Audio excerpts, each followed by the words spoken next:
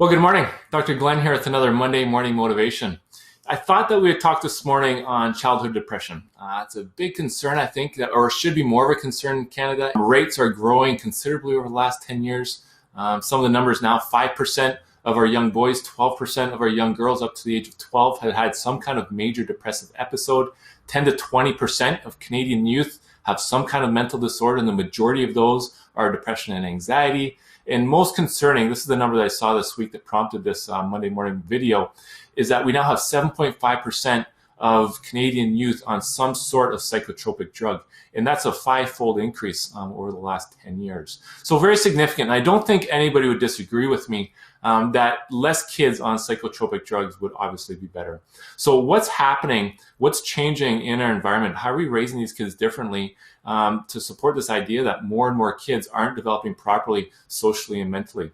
So one of the, and it's overwhelming, I think, now in the research, that the idea that we're losing physical contact with our kids and the actual effect that that has on social and mental development. So basically, I think all of our strategies need to be getting back towards more physical contact with our kids. And I'm going to give you 5 tips. So I would love for you to share this with anybody that you know that's about to have a baby, or anybody that's in that stage right now with young infants and toddlers. Share this video with them, because I got 5 tips in ways to make sure that we have more physical contact with our kids to really ensure that we're helping them as much as we can to develop properly.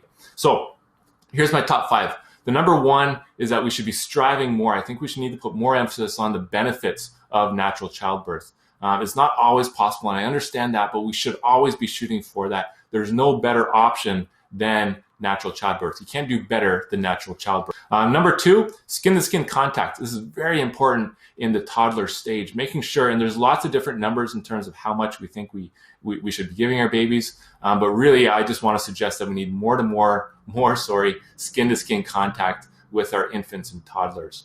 Number 3 is to make sure that breastfeeding is happening for a longer duration.